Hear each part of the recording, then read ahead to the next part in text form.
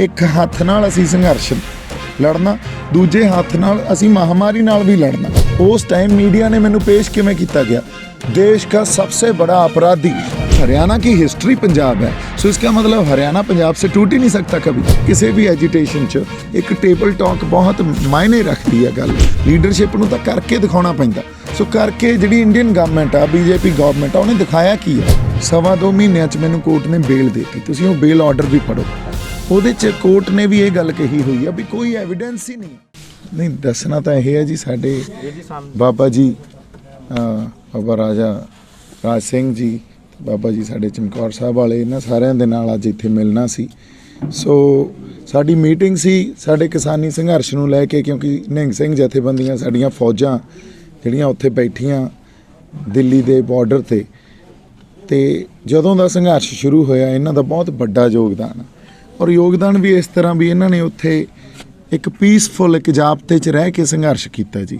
कदे कोई सिचुएशन किते विगड़दी होवे तां निहंग सिंह जथेबंदियां ने साडियां ने बड़ी जिम्मेवारी नाल आपदा एक जिहड़ा रोल अदा किया भी किसी उत्थे किसी तरह की कोई भड़काहट या कोई वायलेंस ही नहीं होण दित्ती। सो बड़ा जिम्मेवारी वाला रोल अदा किया। इस करके अज असीं मिल भी जो मौजूदा रूपरेखा संघर्ष की वो किवें आ ते गां आउण वाले समय च की करना चाहिए, इस विषय ते डिस्कस करने वास्ते असीं इत्थे इकट्ठे होए आ। इकट्ठे हो के सिर जोड़ के विचार करांगे, गल्लां बातां नूं समझांगे, पुराणियां जिहड़ियां गल्लां होईयां या वर्तारे वापरे आ उहदा भी अध्ययन करांगे। सो अगली आने वाली भविख की रणनीति भी प्लान करांगे। सो मकसद यही सी जी। अज किवें रणनीति तय करनी अगे प्लान, क्योंकि किसान अंदोलन काफ़ी लंघा चल पे है। हाँ जी, किसान अंदोलन वाले कहते पे हैं कि सरकार के नाल गलबात होनी चाहिए, तो उन्होंने लैटर भी लिखा है तो सरकार गलबात नहीं कर रही। देखो यही गल उन्होंने समझनी चाहिए है भी एक समा सी जदों सरकार समय समय तो मीटिंगां लई बनाउंदी हुंदी सी, क्योंकि असीं इकट्ठे सी, साडा इक्का सी ते उस गल तो सरकार डरदी आ। फिर कुछ मंगा मनन नूं तैयार भी सी। अज उन्होंने उत्थों बंदे ही सारे तोड़ते। समय समय तो बयान तुसीं वेख लो, संयुक्त किसान मोर्चे की स्टेज तो आते रहे, उत्थों सानू गद्दारी के सर्टिफिकेट भी वंडे गए, उत्थों ये भी बयान आते रहे भी निहंग सिंह जथेबंदियां ਜਿਹੜੀਆਂ ਹੁਣ ਉਹ ਵਾਪਸ ਚਲੇ ਜਾਣਾ ਸੀ, ਬੁਲਾ ਲਾਂਗੇ ਜਦੋਂ ਜ਼ਰੂਰਤ ਹੋਈ। ਵੀ ਜ਼ਰੂਰਤ ਵਾਲੀ ਕੀ ਗੱਲ ਹੈ, ਇੱਥੇ ਅਸੀਂ ਕਹਿ ਰਹੇ ਹਾਂ ਵੀ ਬੰਦੇ ਆਓ ਜੀ ਸਾਡੇ ਨਾਲ ਬੈਠੋ, ਅਸੀਂ ਲਾਮਬੰਦ ਹੋ ਕੇ ਸਰਕਾਰ ਤੱਕ ਆਪਦੀ ਆਵਾਜ਼ ਪਹੁੰਚਾਈਏ ਵੀ ਇਹ ਜਿਹੜੇ 3 ਨਵੇਂ ਕ੍ਰਿਸ਼ੀ ਕਾਨੂੰਨ ਬਣੇ ਆ ਇਹ ਰੱਦ ਹੋਣੇ ਚਾਹੀਦੇ ਆ। ਸੋ ਉਹਦੇ 'ਚ ਤਾਂ ਇੱਕ ਹੀ ਜ਼ਰੂਰੀ ਹੈ ਨਾ, ਲੋਕਾਂ ਦੀ ਆਵਾਜ਼ ਤਾਂ ਜਿਹੜਾ ਮਖਲੂਕ ਆ ਉਹ ਤਾਂ ਇੱਕੇ 'ਚੋਂ ਹੀ ਆਊਗੀ। ਸੋ ਜਦੋਂ ਤੁਸੀਂ ਆਪ ਹੀ ਬੰਦੇ ਤੋੜ ਲਓਗੇ ਸੋ ਹੌਲੀ ਹੌਲੀ ਤੁਹਾਡਾ ਜਿਹੜਾ ਸਰਕਾਰ ਤੇ ਪ੍ਰੈਸ਼ਰ ਆ ਉਹਨੇ ਘਟ ਜਾਣਾ, ਫਿਰ ਤੁਹਾਨੂੰ ਚਿੱਠੀਆਂ ਹੀ ਲਿਖਣੀਆਂ ਪੈਣੀਆਂ। ਸੋ ਚਿੱਠੀ ਲਿਖਣ ਦਾ ਇੱਕ ਚਲੋ ਡਾਇਲੌਗ ਸਟਾਰਟ ਕਰਨਾ ਇਨੀਸ਼ੀਏਟਿਵ ਤਾਂ ਉਹ ਤਾਂ ਸਰਕਾਰ ਨੂੰ ਤੇ ਸਾਨੂੰ ਵੀ ਪਤਾ, ਬਿਆਨ ਵੀ ਦਿੱਤਾ ਜਾ ਸਕਦਾ ਦੈਟ ਅਸੀਂ ਡਾਇਲੌਗ ਤੋਂ ਨਹੀਂ ਭੱਜ ਰਹੇ, ਪਰ ਕਿੱਥੇ ਇਹ ਗੱਲ ਕਰਨੀ ਵੀ ਆਓ ਸਾਨੂੰ ਮੀਟਿੰਗ ਦਿਓ, ਸਾਡੇ ਨਾਲ ਗੱਲਬਾਤ ਕਰੋ, ਉਹ ਫਿਰ ਥੋੜ੍ਹੀ ਜਿਹੀ ਢਹਿੰਦੀ ਕਲਾ ਦਾ ਪ੍ਰਤੀਕ ਆ। ਅਦਰਵਾਈਜ਼ ਇੱਕ ਪ੍ਰੈਸ ਕਾਨਫਰੰਸ 'ਚ ਗੱਲ ਹੀ ਕਰਨੀ ਆ that we are ready to sit across the table. ਅਸੀਂ ਡਾਇਲੌਗ ਤੋਂ ਕਦੇ ਵੀ ਨਹੀਂ ਭੱਜੇ ਤੇ ਭੱਜਣਾ ਵੀ ਨਹੀਂ ਚਾਹੀਦਾ, ਕਿਉਂਕਿ ਕਿਸੇ ਵੀ ਐਜੀਟੇਸ਼ਨ 'ਚ ਇੱਕ ਟੇਬਲ ਟਾਕ ਬਹੁਤ ਮਾਇਨੇ ਰੱਖਦੀ ਹੈ ਗੱਲ। ਸੋ ਸਾਡਾ ਇਹ ਮੋਰਚਾ ਜਿਹੜਾ ਅਸੀਂ ਵੱਢਿਆ ਉਹਨੇ ਮੁੱਕਣਾ ਤਾਂ ਟੇਬਲ ਟਾਕ 'ਤੇ ਹੀ ਜਾ ਕੇ ਹੈ ਨਾ। ਤੇ ਦੀਪ ਸਿੱਧੂ ਜਿਵੇਂ ਪੂਰਾ ਨਾਂ ਹੈ, ਦੇਸ਼ ਤੇ ਦੁਨੀਆ ਜਾਣਦੀ ਹੈ ਦੀਪ ਸਿੱਧੂ ਨੂੰ, ਪੰਜਾਬ ਗਵਰਨਮੈਂਟ ਕਹਿੰਦੀ ਹੈ ਤੁਸੀਂ ਵਾਇਲੈਂਸ ਕੀਤਾ ਹੈ ਕੋਵਿਡ ਦਾ, ਤੇ ਉਹਦੇ ਵਾਸਤੇ ਕੀ ਕਹੋਗੇ ਤੁਸੀਂ?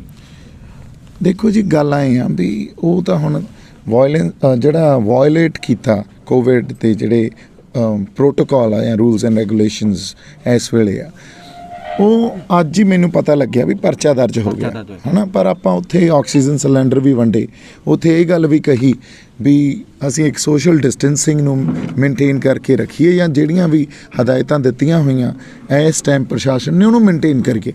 ਔਰ ਨਾਲ ਦੀ ਨਾਲ ਇਹ ਵੀ ਗੱਲ ਕਹੀ ਵੀ ਇੱਕ ਪਾਸੇ ਸਾਡਾ ਸੰਘਰਸ਼ ਆ, ਇੱਕ ਹੱਥ ਨਾਲ ਅਸੀਂ ਸੰਘਰਸ਼ ਲੜਨਾ, ਦੂਜੇ ਹੱਥ ਨਾਲ ਅਸੀਂ ਮਹਾਮਾਰੀ ਨਾਲ ਵੀ ਲੜਨਾ।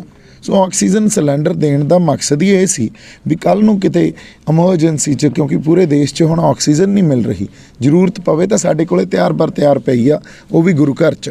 ਸੋ ਇਸ ਕਰਕੇ ਤੁਸੀਂ ਦੇਖੋ, ਤੁਸੀਂ ਓਵਰਆਲ ਜਿਹੜੀ ਇੱਕ ਸਿਚੁਏਸ਼ਨ ਨੂੰ ਜੇ ਅਸੈਸ ਕਰੋਗੇ ਤਾਂ ਤੁਹਾਨੂੰ ਉਹ ਵਾਇਲੇਸ਼ਨ ਦੀ ਜਗ੍ਹਾ ਤੁਹਾਨੂੰ ਇਹ ਦਿਖੂਗੀ ਵੀ ਆਪਾਂ ਉਹ ਸਿਚੁਏਸ਼ਨ ਨੂੰ ਕਿਵੇਂ ਹੈਂਡਲ ਕਰ ਰਹੇ ਹਾਂ ਤੇ ਉੱਥੇ ਹੈਲਪ ਕਿਵੇਂ ਕਰ ਰਹੇ ਹਾਂ।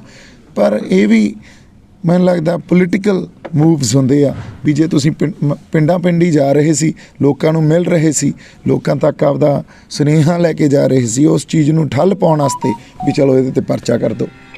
ਲਾਸਟ ਸਵਾਲ ਮੇਰਾ ਇਹ ਹੈ ਕਿ ਸਭ ਤੋਂ ਪਿਆਰੀ ਫੌਜ ਹੈ ਗੁਰੂ ਗੋਬਿੰਦ ਸਿੰਘ ਦੀ ਨਿਹੰਗ ਜਥੇਬੰਦੀ, ਨਿਹੰਗ ਫੌਜ, ਤੇ ਤੁਹਾਨੂੰ ਨਹੀਂ ਲੱਗਦਾ ਜਿਹੜਾ ਅੰਦੋਲਨ ਹੈ ਉਹ ਖਤਮ ਹੋਣਾ ਚਾਹੀਦਾ ਹੈ? ਅੰਦੋਲਨ ਵੱਧਦਾ ਜਾ ਰਿਹਾ ਹੈ, 6 ਮਹੀਨੇ ਤੋਂ ਉੱਪਰ ਹੋ ਗਿਆ ਹੈ, ਕਾਫੀ ਕਿਸਾਨ ਹੈ ਜਿਹੜੇ ਉਹ ਦੇਸ਼ ਦੁਨੀਆ ਨੂੰ ਛੱਡ ਕੇ ਚਲੇ ਗਏ ਹੈ। ਸਰਕਾਰ ਕਹਿੰਦੀ ਸੀ ਤੁਹਾਨੂੰ ਜਾਂ ਕਿਸਾਨ ਜਿਹੜੇ ਬੈਠੇ ਹੋਏ ਆ ਉਹਨਾਂ ਨੂੰ ਆਤੰਕਵਾਦੀ ਕਹਿੰਦੀ ਹੈ, ਟੈਰਰਿਸਟ ਕਹਿੰਦੀ ਹੈ। ਹੁਣ ਜਿਹੜਾ ਕੋਵਿਡ ਦੀ ਮਹਾਮਾਰੀ ਚੱਲ ਰਹੀ ਹੈ, ਅੰਦੋਲਨ ਖਤਮ ਹੋਣਾ ਚਾਹੀਦਾ ਹੈ, ਸਰਕਾਰ ਬਾਰ-ਬਾਰ ਕਹਿ ਰਹੀ ਹੈ ਕਿ ਇਹ ਮਹਾਮਾਰੀ ਚੱਲ ਰਹੀ ਹੈ। ਦੇਖੋ ਮੈਂ ਉਹੀ ਤੁਹਾਨੂੰ ਗੱਲ ਦੱਸਦਾ, ਤੁਸੀਂ ਜਿਹੜਾ ਸਵਾਲ ਪੁੱਛਿਆ ਉਹਦੇ 3-4 ਪਾਰਟ ਬਣਾਤੇ ਵੀ ਸਭ ਤੋਂ ਪਿਆਰੀ ਹੈ ਤਾਂ ਜਿਹੜੀ ਖਾਲਸਾ ਫੌਜ ਆ ਉਹ ਤਾਂ ਹੈ ਹੀ ਲਾਡਲੀ ਫੌਜ ਹੈ ਨਾ, ਇਹਨਾਂ ਤੇ ਇਹਨਾਂ ਦਾ ਹੀ ਸਭ ਕੁਛ ਆ, ਸਾਰਾ ਪੰਜਾਬ ਵੀ ਇਹਨਾਂ ਦਾ, ਸਾਡੇ ਖੇਤ ਵੀ ਇਹਨਾਂ ਦੇ ਆ। ਸੋ ਇਹਨਾਂ ਨੇ ਹੀ ਸਾਨੂੰ ਸਰਦਾਰੀਆਂ ਬਖਸ਼ੀਆਂ, ਸਾਨੂੰ ਜ਼ਮੀਨਾਂ ਬਖਸ਼ੀਆਂ, ਸੋ ਸਭ ਕੁਛ ਇਹਨਾਂ ਦਾ ਹੀ ਆ। ਪਹਿਲਾਂ ਤਾਂ ਆਪਦੀ ਜ਼ਮੀਰ ਤੋਂ ਅੰਦਰੋਂ ਇਹ ਗੱਲ ਅਸੀਂ ਭੁਲਾ ਹੀ ਨਹੀਂ ਸਕਦੇ। ਸਾਡਾ ਕਲਚਰ, ਸਾਡਾ ਸੱਭਿਆਚਾਰ ਤੇ ਸਾਡੀਆਂ ਜਿਹੜੀਆਂ ਉੱਥੇ ਸਾਡੇ ਲੋਕ ਆ, ਇਹ ਗੱਲ ਸਾਡੇ ਧਿਆਨ 'ਚ ਤੇ ਜ਼ਿਹਨ 'ਚ ਹਮੇਸ਼ਾ ਰਹਿਣੀ ਚਾਹੀਦੀ ਆ। ਤੇ ਖਾਲਸਾ ਫੌਜ ਦੀ ਜਿਹੜੀ ਇੱਕ ਦਰਜਾ, ਉਸ ਦਰਜੇ ਨੂੰ, ਉਸ ਆਜ਼ਮਤ ਨੂੰ ਉਸੇ ਤਰ੍ਹਾਂ ਬਰਕਰਾਰ ਰੱਖਣਾ ਚਾਹੀਦਾ। ਦੂਜੀ ਗੱਲ ਜਿਹੜੀ ਆਪਾਂ ਕਰ ਰਹੇ ਹਾਂ ਵੀ ਇਸ ਟਾਈਮ ਮਹਾਮਾਰੀ ਚੱਲ ਰਹੀ ਹੈ, ਮਹਾਮਾਰੀ ਵੀ ਚੱਲ ਰਹੀ ਹੈ, ਨਾਲ ਸਾਡਾ ਅੰਦੋਲਨ ਵੀ ਚੱਲ ਰਿਹਾ। ਜੇ ਕਿਤੇ ਸਰਕਾਰ ਸੀਰੀਅਸ ਹੁੰਦੀ, ਸਰਕਾਰ ਕਹਿੰਦੀ ਹੈ ਨਾ ਵੀ ਅਸੀਂ ਲੋਕਾਂ ਦੀਆਂ ਜਾਨਾਂ ਬਚਾਉਣੀਆਂ, ਤਾਂ ਸਰਕਾਰ ਤਾਂ ਆਪ ਬੁਲਾਉਂਦੀ, ਮੋਦੀ ਸਰਕਾਰ ਆਪ ਬੁਲਾਉਂਦੀ ਵੀ ਬੈਠੋ ਯਾਰ, ਤੁਹਾਨੂੰ ਤੁਹਾਡੇ ਹੱਲ ਦਿੰਨੇ ਆ, ਇੱਥੇ ਤਾਂ ਮਹਾਮਾਰੀ ਚੱਲ ਰਹੀ ਆ, ਲੋਕ ਮਰ ਰਹੇ ਆ, ਅਸੀਂ ਨਹੀਂ ਚਾਹੁੰਦੇ ਸਾਡੇ ਕਿਸਾਨ ਮਰ ਜਾਣ, ਪਰ ਸਰਕਾਰ ਵੱਲੋਂ ਕੋਈ ਇਹੋ ਜਿਹੀ ਪਹਿਲ ਆਈ। ਉਹ ਤਾਂ ਫਿਰ ਗੱਲ ਇਹ ਆ ਵੀ ਉਹਨਾਂ ਦੀਆਂ ਤਾਂ ਗੱਲਾਂ ਕਹਿਣ ਦੀਆਂ ਹੀ ਹੁੰਦੀਆਂ, ਕਹਿਣ ਤੇ ਕਰਨ 'ਚ ਬੜਾ ਫਰਕ ਹੁੰਦਾ। ਇੰਟੈਂਸ਼ਨ ਕੁਛ ਹੋਰ ਆ, ਕਹਿਣਾ ਮੂੰਹ ਤੋਂ ਵੀ ਮਹਾਮਾਰੀ ਚੱਲ ਰਹੀ ਆ ਧਿਆਨ ਰੱਖੋ। ਲੀਡਰਸ਼ਿਪ ਦਾ ਖਹਿੜਾ ਇੱਥੇ ਤਾਂ ਨਹੀਂ ਛੁੱਟਦਾ ਨਾ, ਲੀਡਰਸ਼ਿਪ ਨੂੰ ਤਾਂ ਕਰਕੇ ਦਿਖਾਉਣਾ ਪੈਂਦਾ। ਸੋ ਕਰਕੇ ਜਿਹੜੀ ਇੰਡੀਅਨ ਗਵਰਨਮੈਂਟ ਆ, ਬੀਜੇਪੀ ਗਵਰਨਮੈਂਟ ਆ, ਉਹਨੇ ਦਿਖਾਇਆ ਕੀ ਆ? ਲੋਕਾਂ ਨੂੰ ਉਹ ਵਾਅਦੇ ਤੇ ਜੁਮਲਿਆਂ ਤੱਕ ਹੀ ਰੱਖਿਆ, ਉਹ ਕਦੇ ਪੂਰੇ ਨਹੀਂ ਹੋਏ। ਅੰਦੋਲਨ ਜਾਰੀ ਰਹੇਗਾ ਤੁਹਾਡਾ ਜਿਹੜਾ? ਬਾਈ ਜੀ ਅੰਦੋਲਨ ਤਾਂ ਜਾਰੀ ਹੈ ਨਾ, ਅਸੀਂ ਉੱਥੇ ਕੋਵਿਡ ਦੀਆਂ ਜਿਹੜੇ ਪ੍ਰੋਟੋਕਾਲ ਆ ਉਹਨੂੰ ਵੀ ਫੋਲੋ ਕਰ ਰਹੇ ਹਾਂ, ਸੈਨੀਟਾਈਜੇਸ਼ਨ ਵੀ ਕਰ ਰਹੇ ਹਾਂ, ਆਕਸੀਜਨ ਦਾ ਵੀ ਉੱਥੇ ਅਸੀਂ ਇੰਤਜ਼ਾਮਾਤ ਕੀਤੇ ਹੋਏ ਆ, ਸਾਡੀ ਡਾਕਟਰਸ ਦੀ ਵੀ टीम उत्थे बैठी हुई है। सो ये सारा कुछ तो चल ही रहा है ना। मगर किसान कहते हैं, सरकार कह रही है कि दीप सिद्धू भड़काता है किसानों को, लोगों को भड़का रहा है, सरकार को भड़का। हाँ जी, सरकार ते किसान जिन्हों ने यह गल कही ना, वो 26 जनवरी ਨੂੰ कही, 2-2.25 ਮਹੀਨਿਆਂ 'ਚ ਮੈਨੂੰ ਕੋर्ट ने बेल देती। तुसीं वो बेल ऑर्डर भी पढ़ो, ਉਹਦੇ 'ਚ कोर्ट ने भी ये गल कही हुई है भी कोई एविडेंस ही नहीं है। और लाल किला तो सारा पिरोया होया सी वीडियोज़ नाल, CCTV कैमरियाज़ नाल, है ना। उत्थे तक किसी परिंदा भी पर मारदा ਉਹਦੀ ਸਾਨੂੰ हरकत दिख जाती है भी किसी ने की कीता, है ना। राह 'ਚ कैमरे ही कैमरे, अजकल तो सारिਆਂ ਦੇ हत्थां 'ਚ कैमरे आ, सो सानू हर बंदे ਦੀ हरकत दिख जाती है। कोर्ट ने रोल डिफाइन किया भी ना तो यह भड़काउण 'ਚ सी, ना यह किसी वायलेंस 'ਚ सी, ना ये हत्थ 'ਚ हथियार सी, ये तो उल्टा उत्थे लोकां नू साਂਭਦਾ ਫਿਰਦਾ ਸੀ। पर प्रोसिक्यूशन ने या पुलिस ने ये थ्रू एक एग्जाम्पल सैट कर रही है, क्योंकि यह एक नोन फेस आ, तो नोन फेस नू फड़ के भी आ देखो ये बंदा उस टाइम मीडिया ने मैनू पेश किवें कीता गया, देश का सबसे बड़ा अपराधी। सोचो तुसीं यार, ਜਿਹੜਾ ਬੰਦਾ खुद कह रहा भी नहीं असी जाबते च असी पीसफुल हाँ, असी हिंसक नहीं हाँ, साडे मनां च हिंसा हो ही नहीं सकती, तो लाल किले दे विच खड़ के भी यही गल कही आ। उत्ते जाके लोगों दीयां मिन्नतां कीतियां भी बाई जी चलो हुण अकाल पुरख वाहिगुरू ने बहुत मेहर कीती है, थल्ले चल गए, आपां थल्ले चल गए। सो असी तां जाबता रखिया, उत्थे जाबता तोड़िया नहीं आ। ਅਸੀਂ एक सेंस ऑफ रिस्पॉन्सिबिलिटी ਨੂੰ ਸਮਝ ਕੇ एक पीसफुल अंदोलन ਨੂੰ रिप्रजेंट ਕੀਤਾ, ਜਿਹੜਾ ਸਾਡਾ ਸੰਵਿਧਾਨਕ ਹੱਕ ਆ, फंडामेंटल राइट ਆ साडा। ਅੱਗੇ ਜਾਰੀ ਰਹੇਗਾ ਅੰਦੋਲਨ ਤੁਹਾਡਾ? पीसफुली जारी रहूगा जी। सिद्धू साहब एक छोटा सा, हाँ जी, एक तरफ गवर्नमेंट बात कर रही है कि किसानों से बात करनी चाहिए, और दूसरी तरफ अगर आप बयानों को सुनेंगे, जो नेताओं के जो बयान आ रहे हैं, हाँ जी, तो उन बयानों को देख के लगता नहीं है आपको कि किसानों को भड़काने की कोशिश की जा रही है या आंदोलन को हिंसक करने की कोशिश की जा रही है? देखो वो हमेशा से ही, आपने ये बड़ा अच्छा सवाल किया है, हमेशा से सरकार ही वायलेंस की तरफ लेके जाती है। अगर आप लाल किले में जो कुछ हुआ उसके वीडियोस आपको दे दिए जाएं, क्योंकि मुझे इंटेरोगेशन में उन्होंने सारे वीडियोस दिखाए, तो पहला लाठी चार्ज जो हुआ वो पुलिस ने स्टार्ट किया था, और विदाउट एनी रीज़न, कोई रीज़न नहीं था, बस लोगों को बाहर निकालने के लिए, और लोग खुद ब खुद बाहर आ रहे थे। पर वो एक फ्रस्ट्रेशन में, और वो पुलिस वाले कौन है, वो भी किसानों के परिवारों से ही हैं, पर ऑर्डर कहाँ से आते हैं? ऑर्डर ऊपर से आते हैं भी हो जाओ शुरू। अब जब लाठीचार्ज शुरू हुआ तो हमारे लोग भी उन्होंने जवाब दिया। तो वो जो झड़प हुई है 10-15 मिनट की, मैं तो वहाँ था भी नहीं, पर मैंने वीडियोस में देखा, वो 10-15 मिनट ही चली। उसके बाद लोग पुलिस को बचाने में लग गए भी नहीं, ये काम नहीं करना है हमें। जब इसके बाद आपने वो देखा होगा, जो एक वीडियो दिखाई गई, जो हमारे पुलिस वाले हैं वो एक छलांग लगा रहे हैं, नीचे खाई में कूद रहे हैं, वो एक वीडियो दिखा के पूरे देश में एक ही वीडियो चला के इस आंदोलन को एक ठप्पा दिया गया, इसको टैग दिया गया भी ये हिंसक हो गया। हालांकि वो हिंसक नहीं था, वो 10-15 मिनट की बात थी, और वो जो आपस में किसी की मौत नहीं हुई, ये तो भगवान का शुक्र है, उस अकाल पुरख वाहिगुरु का शुक्र है किसी की मौत नहीं हुई।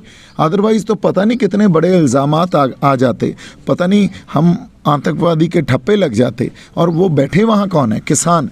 उनके पास किसी के पास कोई हथियार नहीं, कुछ नहीं। और जो हमारी निहंग सिंह जथेबंदियाँ हैं, हमारी ये जो फौज है, ये तो रवायती ट्रेडिशनल हथियार है इनके पास। श्री साहब, ये रवायती हथियार हैं, ये सारे कानूनन इनको दिए गए हैं। सो इस चीज़ को आप किस तरह प्रेजेंट करते हो, एक डिफरेंट ही नैरेटिव शुरू कर देते हो पूरे देश में, और पूरा देश किसानों की तरफ देखने कैसे लग जाता है भी ये तो उपद्रवी हैं। इसी सवाल में एक सवाल और, पानीपत में अभी एक घटना हुई है, उसको किस तरह से देखते हैं? बहुत बुरी है। देखिए, आप पीसफुली शांतमय आंदोलन कर रहा है, और हमारा संविधान ये बोलता है भी अगर आप पीसफुल प्रोटेस्ट कर रहे हो तो ये आपका फंडामेंटल राइट है। और फंडामेंटल राइट अगर आप एक्सरसाइज कर रहे हो, वहाँ आके कोई आपके ऊपर लाठीचार्ज करे तो क्या करोगे आप? बताइए, अपने आप को बचाओगे या लड़ोगे? यही बात है ना। एक तो सेल्फ डिफेंस भी तो आता ही है ना, और सेल्फ डिफेंस कोई गुनाह नहीं है। तो सेल्फ डिफेंस भी करते हैं, उसको वायलेंस का नाम दे दिया जाता है।